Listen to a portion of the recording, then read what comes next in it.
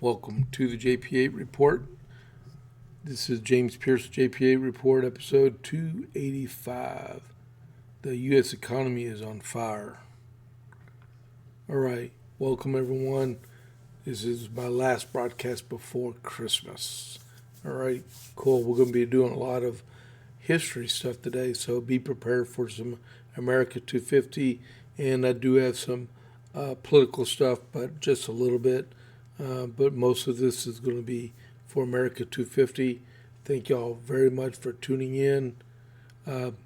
And please, if you're not already a follower of the JP8 report, click that follow button. And then also go right beside it and click that thumbs up button to give me a like. And if you are interested, please just you can chat with me on the live chat, and I'll try to answer it while I'm talking. Okay, so let's see. So with the JP8 report, I'm on America 250. So the first one is for today, December 23rd, 1775. Ethan Allen, he was captured about a month and a half ago. Ethan Allen arrived as a POW in England until 1778, when he was exchanged in a prisoner exchange. And then also there was a surprise snowstorm. 24 inches of snow fell on North and South Carolina, which hampered the combat operations that was happening down there. So you had Great Bridge and 96, I think it was, that was all taking place in follow-on conflicts afterward and stuff, and they got dumped on by 24 inches of snow. So, but the good part about it, for the little kids, in about a day and a half, they're going to have a white Christmas, because there's no way 2 feet of snow is going to melt in 2 days. So, hey, there's a good part about it. All right, so that's for the 23rd. And I'm already getting news things. Oh, okay. And then, let's see, 24th, which is tomorrow. 24th December 1775. I have a letter from Archibald Carey to Richard Henry Lee about the Battle of Great Bridge. All right. Dear Sir, he wrote this at Williamsburg. Dear Sir, I thank you for your favor on the 11th instant, and hope there is you are informed of the reduction of Quebec. Their language is so hard to read sometimes. Colonel Arnold's success there will have decisive consequences. The loss of a province which cost the people of England 70 million in the acquisition will make them feel a truth which it has long been the business of administration to conceal from them. In the very uncertain state of our business, military as well as civil, it is impossible you could receive any material information from us about the last post. We have since that experienced a very agreeable exchange in our situation. Lord Dunmore, with a rashness which he has marked as a whole conduct, has exposed the 14th Regiment to disgrace and ruin. The account which you will see in the papers of the action at Great Bridge is very exact. The consequences of the action have been such as our most sanguine wishes would have pointed out. A dispersion of those people in the counties adjacent to Norfolk, who were unfriendly to our cause, and a certain security to our well-wishers. We have in town several of the inhabitants of Norfolk, and Princess Anne, who had joined the governor, particularly with Monsieurs Prip, Mosley, father and son, and Dr. Campbell. The conduct of the former appears to have the consequences of their fears. The last mentioned seems to have acted from very different motives. He is as artful as vicious. The county cordially which subsists between Colonels Howe and Woodford promises us good effects from their junction. The vigilance of the two captains, James and Samuel Barron, their brothers, at Hampton has produced most essential advantages. They have secured about 4,500 bushels of salt in different vessels, 2,400 of which was the property of two of Lord Dunmore's Norfolk friends, McAllister and Brown. They were promoted by him to the rank of captains in his regiment of sables. The regiment is now dispersed, and the poor deluded wretches are daily brought in our camp in great numbers. It is not yet determined how they shall be disposed of. Barron took a few days thence, and a tender with 1 white and 16 blacks bound to the eastern shore on a foraging business, and good services of Barron have been acknowledged by the House. When he is properly equipped, we have much to expect from his diligence and abilities. Our present force at Norfolk may amount to 1,500 men, including Carolinians. You will hear before this that 6 regiments are voted in addition to the other 2, as it seems probable that the troops will be employed on services not local. It is hoped that they will put upon the general continental establishment. The field officers will be named next week, and a list will be sent to Congress for their approbation. You will find in it some names which you may not have expected, particularly the gentleman who commanded one of our regiments. He has made an offer of his services, and we are well assured his appointment will engage great numbers, officers as well as soldiers, who served under him in the last war. That'd be the War of 1763. The proclamation from Lord Dunmore has had a most extensive good consequence. Men of all ranks resent the pointing a dagger at their throats through the hands of their slaves. Nothing could be more unwise than a declaration of that nature, which involves his friends as well as others in the general danger. We have, however, no apprehensions on that score, yet proper precautions will not be neglected. The naval force at Norfolk consists of the Liverpool, a very fine frigate of 36 guns, the Otter and the King Fisher, sloops of war, the William, a press ship belonging to Ilbeck, Ross and Company, pierced for 22 guns, and a variety of tender and small craft. The whole force there, by the arrival of the Livermore and a storeship with her, may amount to 400 men.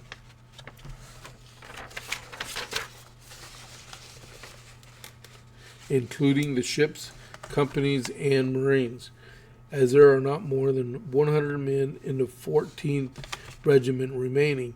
I cannot suppose that there is a very denomination above 700 or 800 men under Lord Dunmore's direction.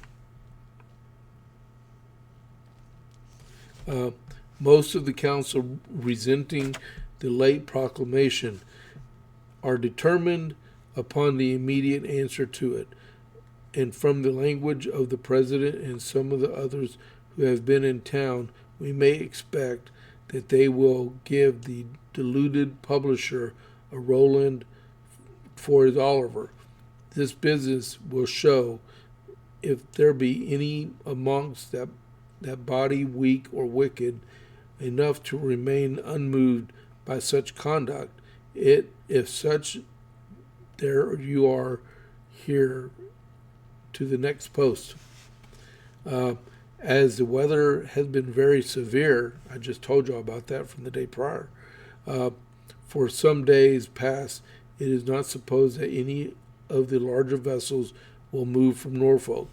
Doubtless, that tender and small craft will be pushed out in the search of provision and fuel, which have reason to believe is exceedingly scarce by the fleet and etc. of our troops, prevent their receiving any supplies from Norfolk.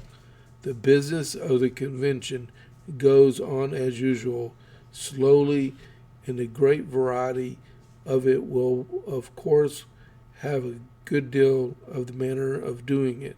The ordinance for increasing the army has been once read in the House and is now in the passage for the second time before the committee. If nothing unforeseen happens, I expect we may rise by the last of the month. I wish you health and happiness, and am very respectfully, dear sir, Archibald Carey.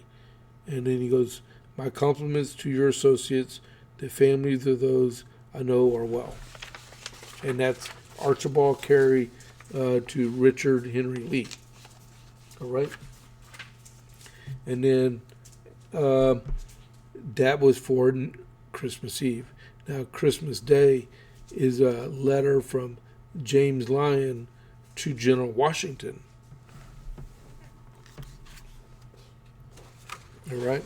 So, so this is Christmas Day.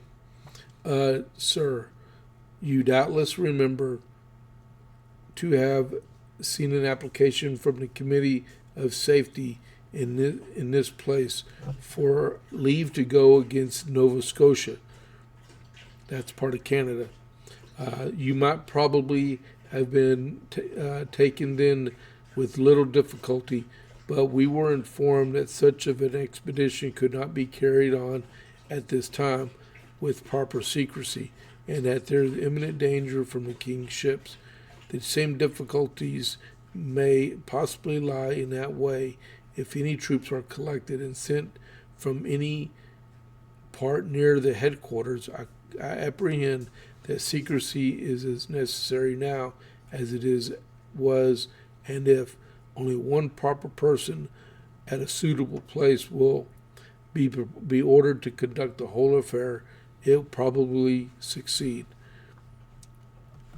There have been many applications, I dare to say, from many persons and places, but were I to point out a suitable place, I should mention this, as it is near Nova Scotia.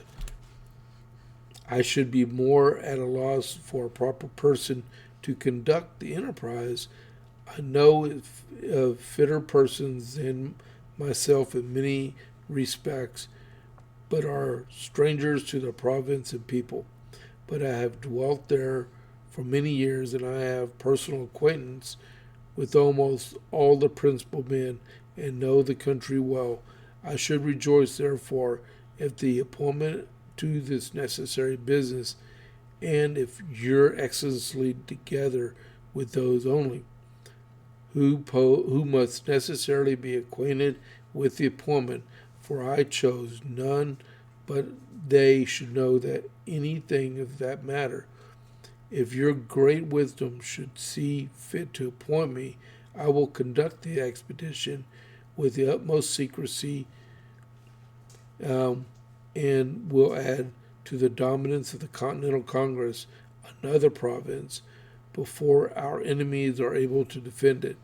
All I require is sufficient authority to collect as many troops as I see fit in the eastern country, not exceeding 1,000 men, and vessels to convey them to the place of action, and blank commissions for the necessary officers of 1,000 more to be filled up as I shall find expedient in Nova Scotia. There the men are to be raised and put in the continental pay, and left there to defend the country when taken. And farther, and a sufficient quantity of provision, ammunition, arms, and etc., and be sent here about the middle of March. Your Excellency may inquire as much of me as you please, of Benjamin Foster Esquire, Captain Stephen Smith, Captain O'Brien, and Mr. Shannon, and these gentlemen I should choose to have as companions, but not to choose that they or any other persons living should know anything of the design if the petition is granted till the time of the embark, except those persons only who have the authority to appoint. The above-mentioned gentlemen know nothing of this application. The reduction of Nova Scotia is a matter of great importance and lies near to my heart on account of many of my many suffering friends in that province, and on account of many advantages that should arise from it to this colony and to this place in particular. But should the government appoint another person to conduct the expedition, I shall cordially acquiesce and pray for his success, as I ever do, that God may smile on all the American arms till our enemies are subdued before us. Your Excellency will not take amiss that my zeal for the honor and safety of my country constrained me to write. I am most respectfully Your Excellency's most humble and obedient servant, James Lyon. Okay, so with this one, I read up on this guy. This guy, he claimed to own land in Nova Scotia, but they were never able to prove he owned land in Nova Scotia. And on several different occasions, he tried to convince the Continental Congress, the Second Continental Congress, to do an expedition like it's going on in Ontario right now, in Quebec, so he could secure land to his own. It never happened. We did one attack into Canada, and as we know right now, it's not going well because of the weather. But that's how that turned out. But he wrote that letter on Christmas Day, 1775. All right? And then December 26, 1775, I have a letter from George Washington to Richard Henry Lee. Hold on, let me refresh.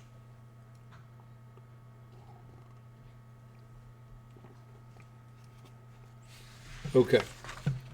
So, let me get my page set here. I don't know about y'all, but I've been learning a lot by reading this stuff up on the American Revolution. It's a really good thing. Dear sir, remember General Washington and Colonel Richard Henry Lee. Dear sir, your favor on the 6th instant did not reach its place till Saturday afternoon.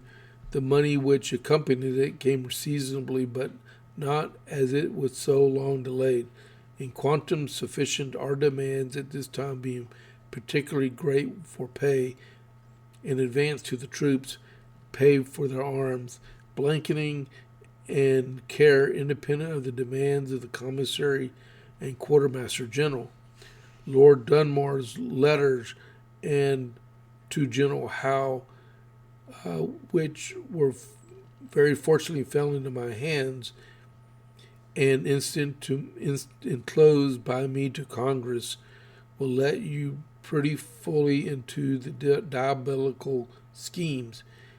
If, my dear sir, that man is not crushed before spring, he will become the most formidable enemy America has. His strength will increase as a snowball by rolling, and faster. Humor from General Washington. If some expedient cannot be hit upon to convince the slaves and servants of the impotency of his designs, you will see by his letters what pains he has taken to invite a reinforcement at all events there, and to transplant the war to the southern colonies.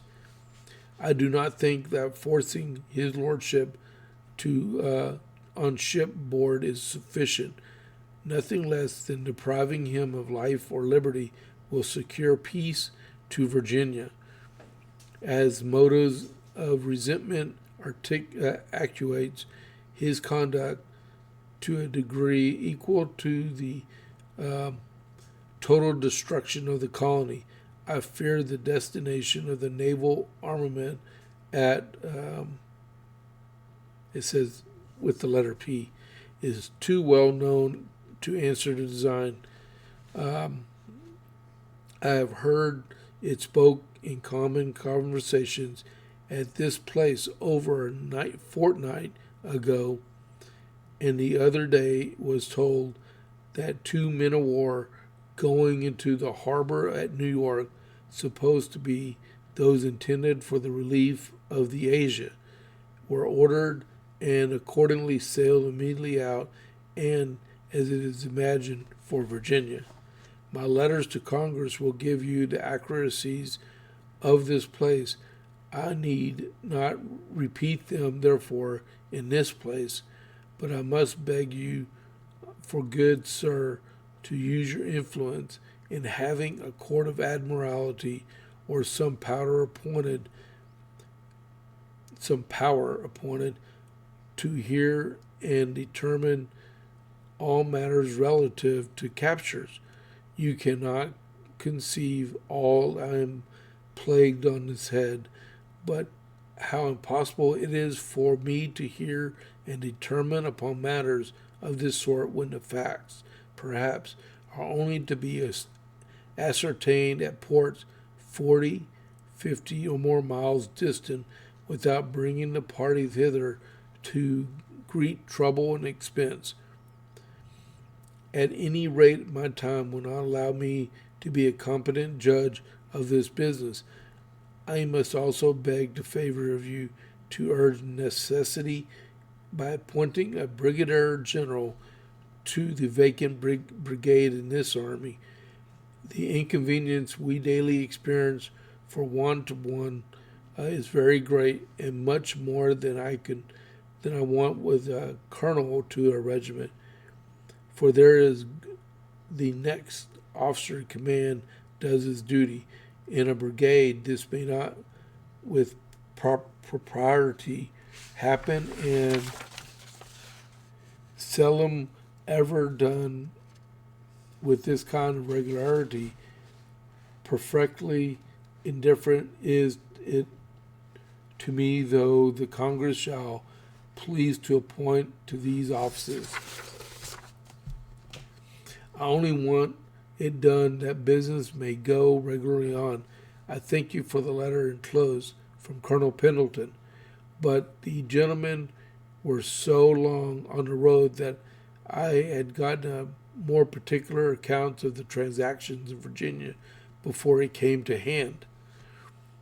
My best respects to the family, to the good family you are in, and your brothers of the delegation, and be assured that I am, dear sir, your most humble and affectionate servant, George Washington. And then he adds, when will the expresses between Philadelphia and this camp be established? It is expected that letters to and from me to the Continental Post are to pay postage. The information respecting Conley's instructions be concealed in the tree of his saddle may be relied on. It came to me from Mr. Atkinson, the midshipman who commanded the sloop coming to Boston, and take by me, and who the eyewitness to the device which he says are so well done that he should not have been able to discover the place himself, wherein the instructions were secreted without pulling the whole to pieces. He wishes that he wishes that no use may be made of his name. I believe the intelligence was rather inadvertently communicated by Atkinson to Captain Matthews, who acquainted me with it yesterday. And that was General Washington to Richard Henry Lee on the 26th of December. Alrighty. And then for the final one, this is the cool one. And I did not put this, I think I put it in the show notes a little bit. All right. So, Benjamin Franklin. All right. So with Benjamin Franklin, he, the I don't tread on me things with the snakes and stuff, but he proposed the rattlesnake as a symbol of America. And I'm just going to read this so we have a good grasp of what's going on in it. The following letter from an American American guesser, was published in the Pennsylvania Journal on December 27th, 1775. Its author has been identified as Benjamin Franklin. So he used a pseudonym for a letter, right? Written after fighting had begun between the colonists and the British, but before the Declaration of Independence, it gives us a glimpse into Franklin's observant mind. The rattlesnake shown here is on a $20 bill issued in 1778 by Georgia. I don't have a picture of that for you. The rattlesnake, the Latin motto, Nemo me impune lasset, means no one will provoke me with impunity. All right, so this is the letter that the American guesser wrote.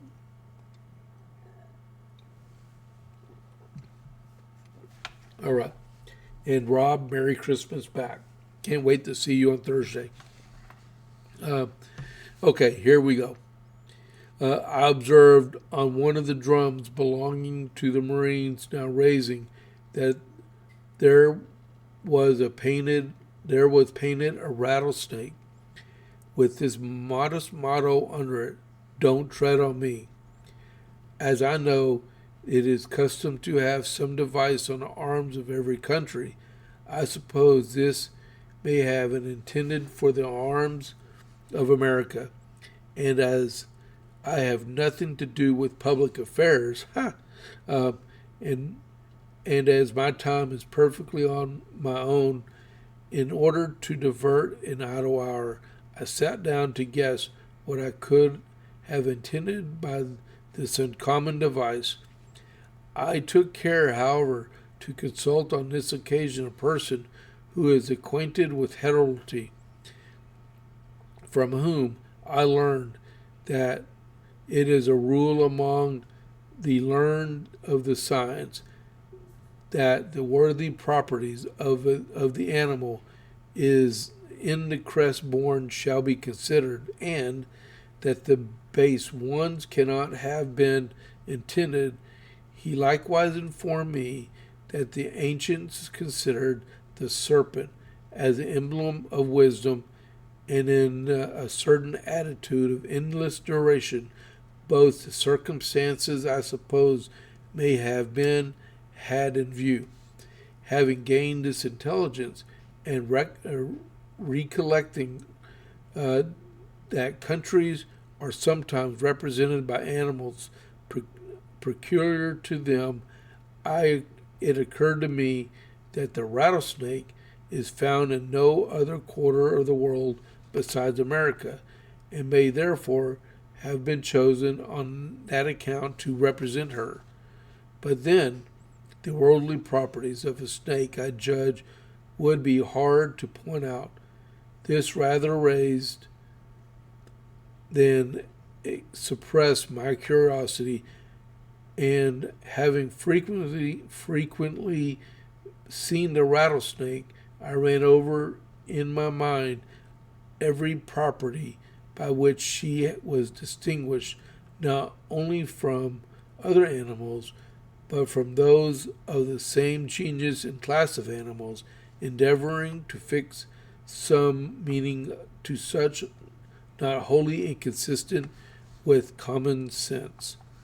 I recollected that her eye excelled in brightness that any other animal, and that she has no eyelids. She may therefore be esteemed an emblem of vigilance. She never begins an attack, nor, once engaged, ever surrenders. She is therefore an emblem of magnanimity and true courage, as if anxious to prevent all pretensions and quarrels with her. The weapons with which nature has furnished her she conceals in the roof of her mouth, so that to those who are unacquainted with her she appears to be the most defenseless animal, and even then those weapons are shown and extended for her defense. She appears weak and contemptible, but her wounds, however small, are divisive and fatal. Conscious to this, she never wounds till she has generously given notice even to her enemy, and cautioned him against the danger of treading on her. When I was wrong, was I wrong, sir, to think this is a strong picture of a temper and conduct of America? The poison of her teeth is necessary means of digesting her food, and at the same time is certain destruction to her enemies. This may be understood to intimate that those things which are destructive to our enemies may be not to us only harmless, but absolutely necessary to our existence. I confess I was wholly at a loss what to make of the rattles, till I went back and counted them and found them just 13. Exactly the number of the colonies united in America, and I recollected too that this was the only part of the snake which increased in numbers. Perhaps it might be only fancy, but I conceded the painter had shown a half-formed additional rattle, which I suppose may have been intended to represent the province of Canada. 'Tis curious and amazing to observe how distinct and independent of each other the rattles of this animal are, and yet have firmly that they are united together, so as never to be separated but by breaking them into pieces. One of those rattles singly is incapable of producing sound, but the ringing of 13 together is sufficient to alarm the boldest man living. The rattlesnake is solitary and associates of her kind only when it is necessary for their preservation. The winter, the warmth of the number together will preserve their lives, while singly they would probably perish. The power of fascination attributed to her by a generous construction may be understood to mean that those who consider the liberty and blessings which Americans afford, and once come over to her, never afterwards leave her, but spend their lives with her. She strongly resembles America in this, that she is beautiful in youth, and her beauty increases with her age. Her tongue also is blue and forked as the lightning, and her abode is among impenetrable rocks. Signed, an American guesser. So, and we know this was written by Benjamin Franklin, and we can tell that is why he is one of the founding fathers. And just reading in here about the expansion of the American nation, what pitfalls us, and in direct correlation how a rattlesnake lives and defends herself. That was pretty cool. And I got that from www.greatseal.com/symbol/rattlesnake. All right. So if you ever want to go back and read it. All right. So, and we got our portion. We got to go through this part first if I can get it to work.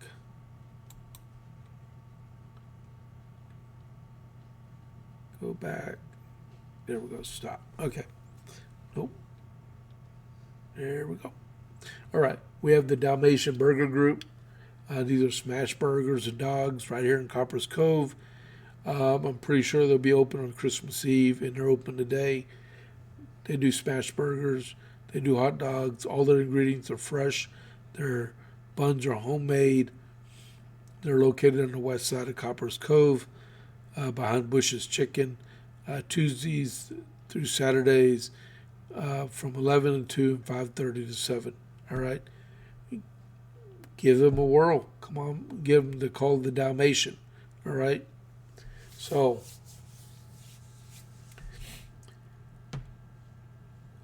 what are we at? Man, we're at 37 minutes. Man, I mess around a lot. Okay. So, big news for this morning. I was going to lead with another one. But this one came out, and I think it was really important because we have to show the American public what the president is doing for our country, right? He put this truth out this morning. The tariffs are responsible for the great USA economic numbers just announced, and they will only get better. Also, no inflation and great national security. Pray for the U.S. Supreme Court, President Donald J. Trump.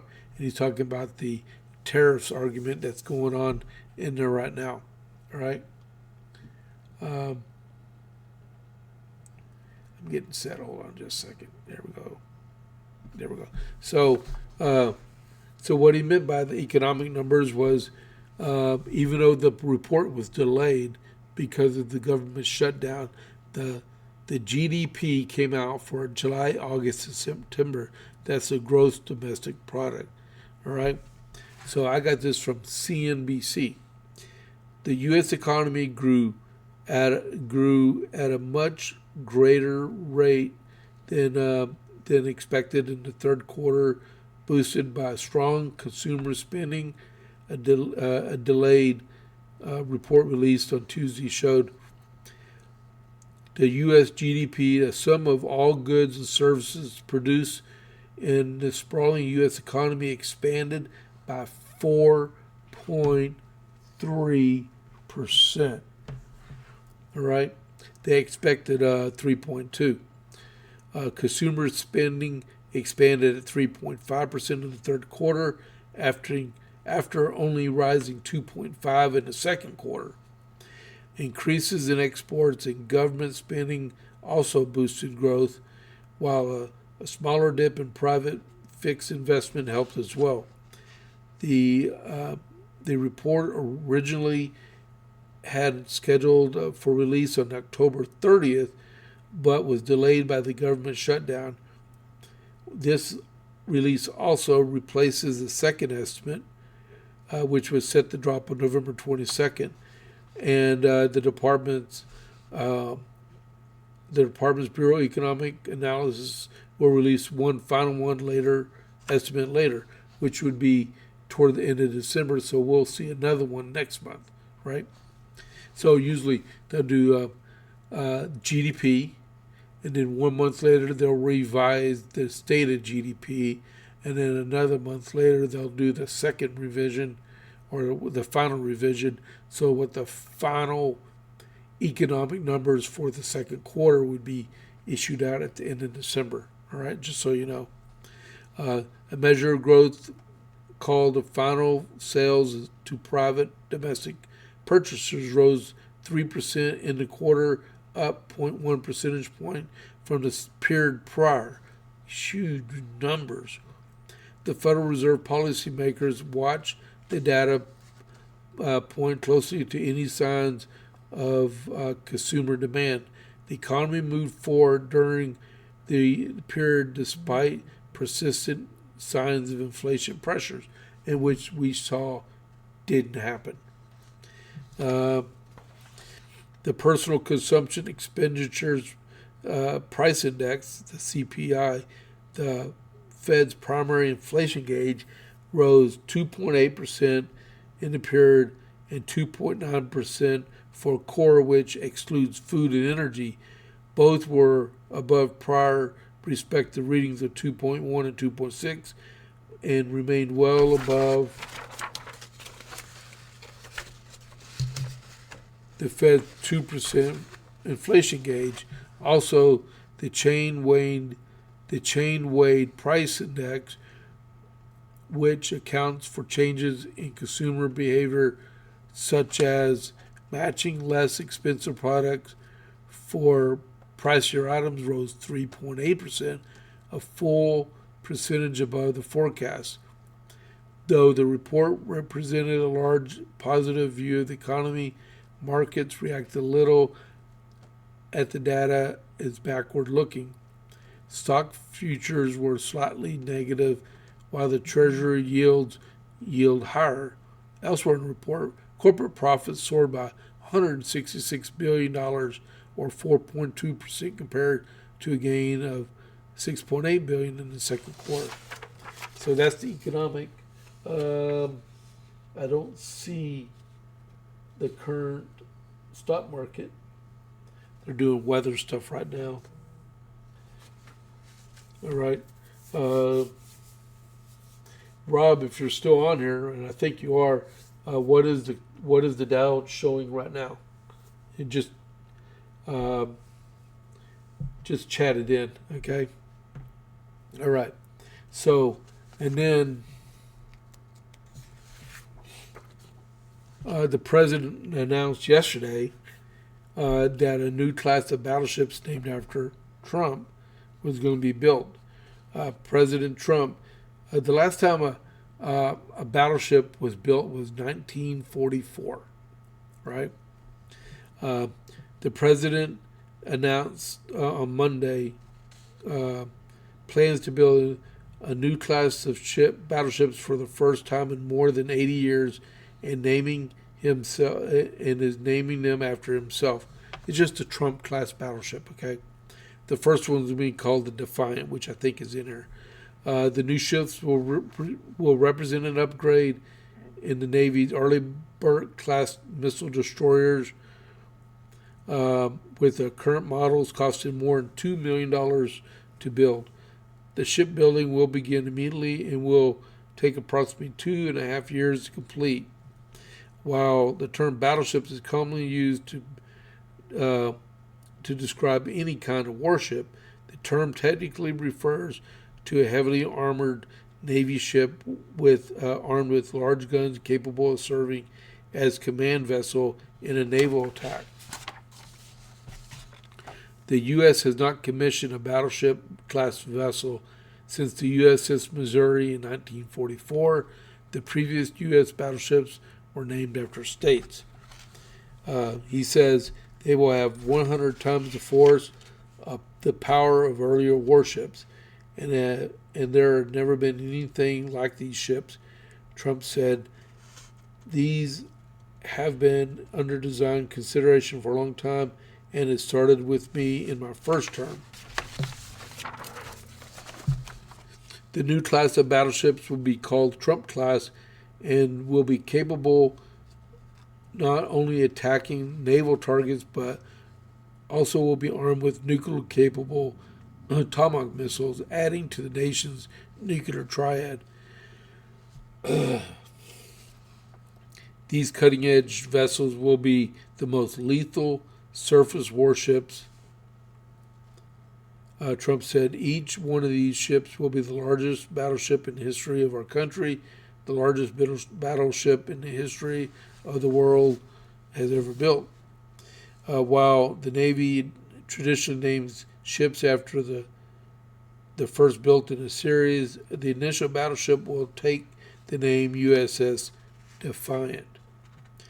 It is not immediately clear how many of these ships will be built, that what the new capabilities might have, or whether legislation will be required to finance the initiative.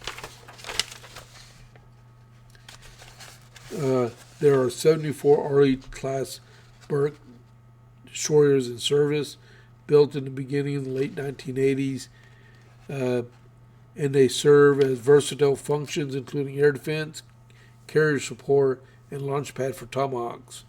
The class of ships is named after prominent World War II Admiral Arleigh Burke, who survived 2 Japanese kamikaze attacks during the fight for Okinawa, and later served as Chief of Naval Operations to Presidents Dwight Eisenhower and John F. Kennedy. The Golden Fleet brands lean into Trump's Inauguration Day pledge to usher in a new golden age for the country.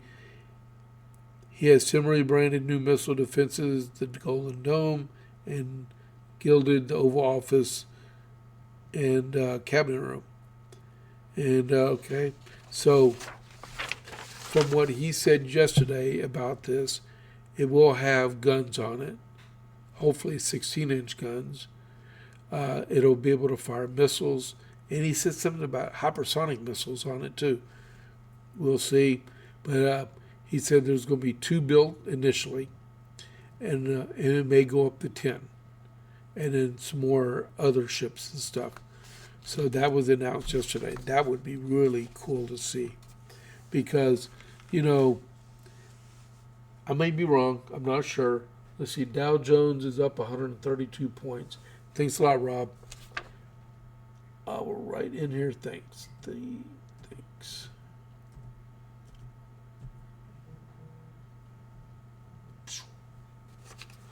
All right. So when you're, when you have a carrier escort group, you got all these. You got the carrier, you got the ships, you got the subs that go with it, and it's one fleet. It's one big magnet, right?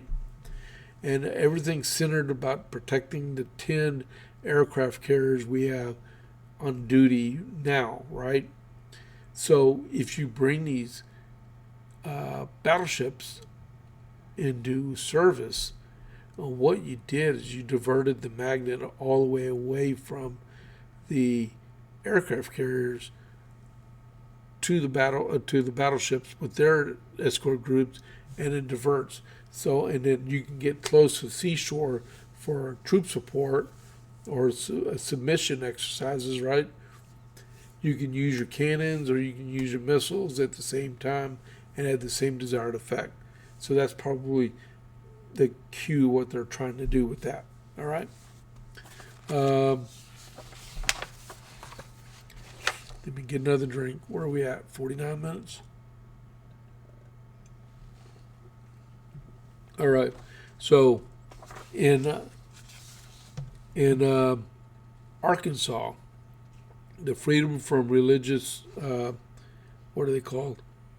Freedom from Religion Foundation is demanding that Governor Sarah Huckabee Sanders rescind a paid time off for Arkansas government workers for the day after Christmas.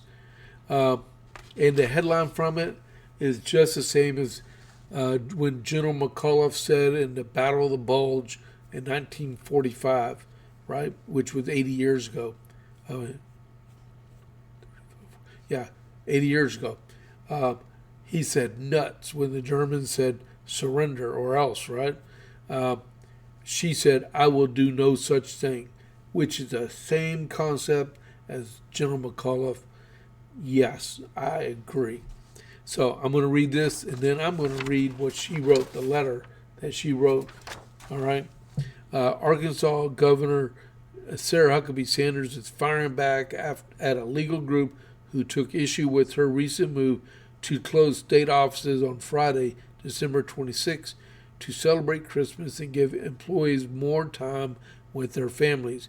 After issuing the proclamation closing state offices for Christmas, Sanders received a letter from the Freedom from Religion Foundation, a group focused on the separation of church and state, calling for her to reverse the move and claiming it was unconstitutional. I don't see how it could be. She gave everyone. She just didn't give Christians the day off. She gave everybody the day off. In a response letter obtained by Fox News Digital, Sanders told FFRF, she said, "We'll do no such thing." I can't wait to read that in this letter. You say that my communication as governor must be neutral on matters of religion. Sanders wrote, "I say that even if I wanted to do that, it would be impossible. Christmas is not about an end-of-the-year holiday with broadly observed secular cultural aspects, as your letter states. It's not gifts, trees, stockings that make this holiday special. Christmas is a celebration of the birth of Jesus Christ.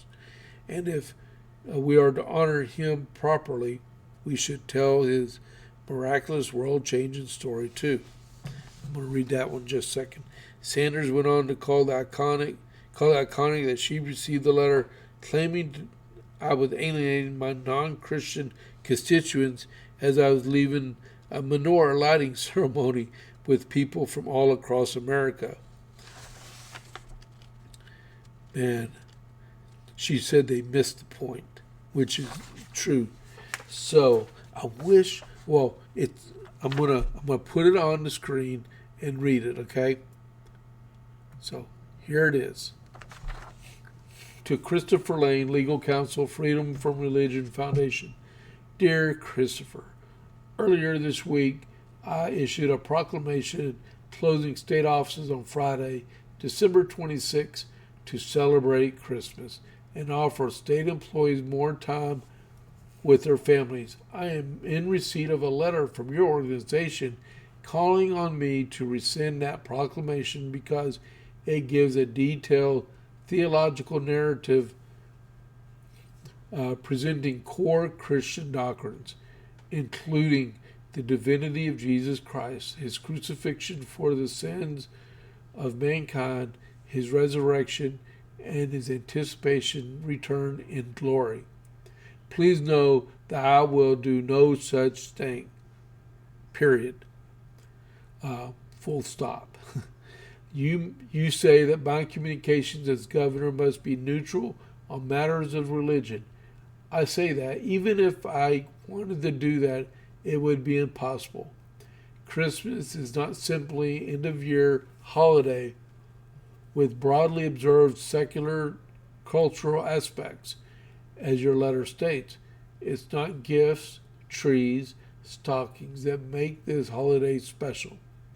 Christmas is a celebration of the birth of Jesus Christ, and if we are to honor him properly, we should tell his miraculous world-changing story properly too.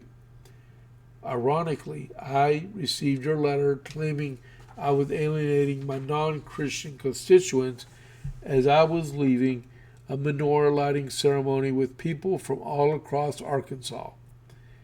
I doubt they would say that my administration alienates non-Christians. In fact, they would say the opposite, that only by voicing our own faith and celebrating other faiths can we make our state's diverse religious communities feel seen and heard. I will end by saying that you missed the point of my proclamation. It was not to browbeat readers with Christian doctrine, but rather to point to the humility of Christ's birth and to the amazing fact that the King of Kings was not born in a place or a temple, but in a humble manger attended by poor shepherds. In this spirit of humility, I'm reminded that Christ did not dine with wise Pharisees or rich men, but rather with fishermen and outcasts. Though you may enter this season with bitterness, know that Christ is with you, that he loves you, and that he died for your sins, just the same as he did for mine and everyone else's. Merry Christmas, Sarah Huckabee Sanders. That was a really well written letter. And you know, she was President Trump's press secretary also. So she understands that stuff. We are at 56 minutes. I got one more I can read real quick, and this is pure political stuff right here. So this is from the Texas scorecard. Court backs Texas GOP's rejection of Supreme Court candidate. Okay, so when you apply for the primary in Texas as a judicial candidate, you have to pay a fee and you have to supply petition names to be able to get on the ballot. All right? So the Republican Party of Texas, they're responsible for all the applications to get on the primary. All right, so the RPT rejected David Rogers' application after determining he failed to submit the required number of valid petition signatures. A Travis County judge ruled that the Republican Party of Texas properly rejected a candidate, which would be David Rogers, a petition to run for a seat on the Texas Supreme Court, dissolving a temporary restraining order and denying further injunctive relief.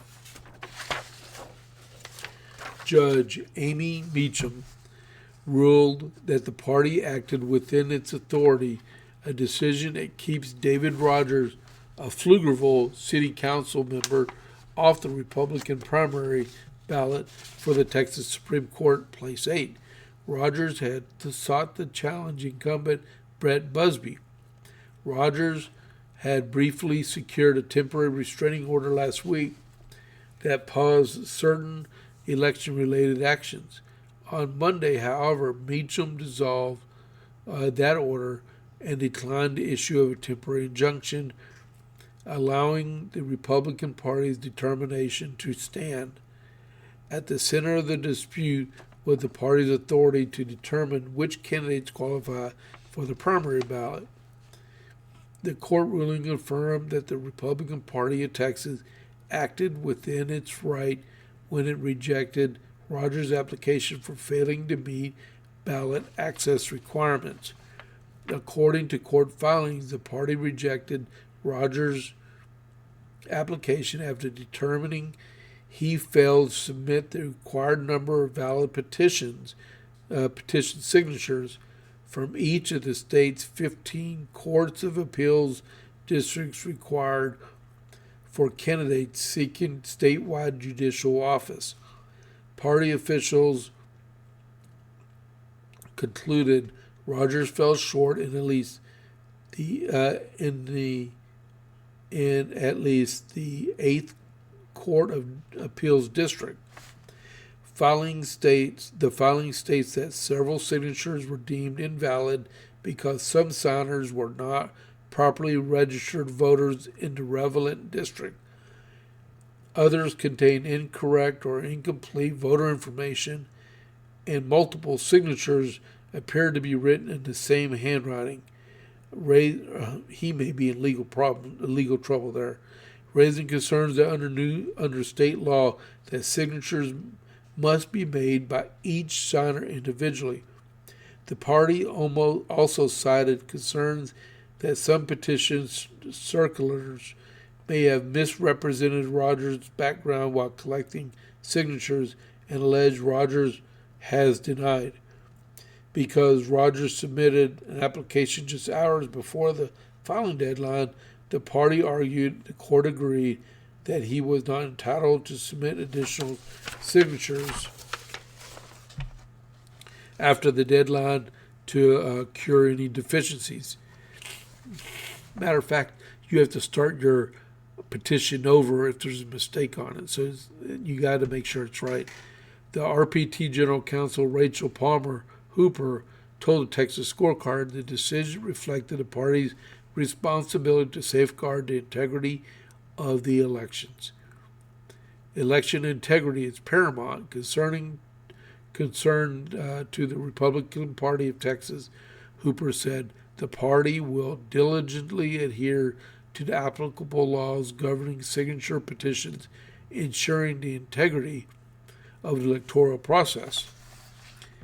Hooper said that on the final day of filing, 2 candidates submitted application signatures, the petitions to the Texas Supreme Court seats, but party officials determined that they failed to obtain the required number of valid signatures in each judicial district. As such, their applications were rejected. The ruling also comes as the Republican Party of Texas continues to press for broader legal argument in favor of closed primaries, asserting that parties have a constitutional right to control their nomination process and determine who may appear on their ballots without interference from non-members or the courts. The party is currently suing the Texas Supreme Court, the Texas Secretary of State, to implement closed primaries. That'd be Jane Nelson. Two other would-be candidates who were similarly denied ballots access have also filed lawsuits against the party. Rogers, who represented himself in the case, he should be a lawyer since he wants to be on the Supreme Court, said he was disappointed by the ruling, indicated the fight is not over. I have practiced in front of Judge Meacham for years and have tremendous respect for her and the ways she runs her courtroom. Rogers said, I am of course disappointed by the day's ruling and reviewing a full range of legal options going forward. I continue to believe that the people of Texas deserve options when it comes to nominations for state's highest court. Over 1,000 Texans signed petitions asking to have me on the ballot, and those must not be silenced by machine politicians. There is more to come, Rogers said. The machine can't stop the stream. And it's capital Z, capital T, capital stream. So I don't know what he means by that. So if you if you want to run like for this one, right? So what he has to do is he has to pay I think it's like a $3,500 filing fee. It is to file your application to get on the primary ballot. But also, in his case, he has to go to the 8th Court of Appeals, all the counties inside the 8th Court of Appeals, and get petitions assigned on each one of those to be able to qualify for the ballot. Like Kyle Hawkins. He was running for the Texas Supreme Court, and he is in the 10th Court of Appeals area, right? So I was given a petition for him, and I had to go get signatures for that. And they had to be qualified voters. They had to live in Coryell County because it's in the 10th Court of Appeals area. And all my signatures had to come from Coryell County. And they had to be individual people to sign that to qualify to sign it. I can't go in and do the signatures for everyone and get all of their stuff because it's illegal, right? So the person who did that petition probably is going to be charged with election crime, all right? That article was written by Brandon Waltons from the Texas Scorecard.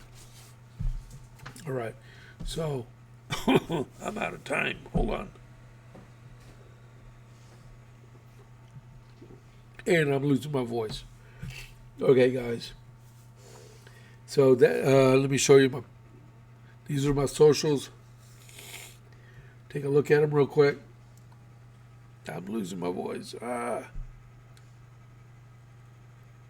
All right, so I'm back. So that is the JP8 report for the day.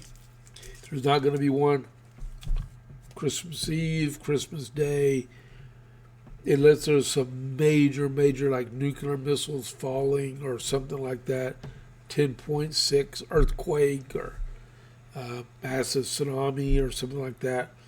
I won't have a JPA report on Friday. That's why I did all the America 250 events going through Saturday. My next hard time will be next Monday. And then next Tuesday, I'll do the same thing as I did today. All right? So I want to wish everyone a Merry Christmas. I hope everyone has a great time. Can't wait for tomorrow because we have a tamale dinner. And it's our tradition in our family. We have tamales, tamale casserole, frioles, homemade rice. We got a holiday log. Some other stuff's coming over.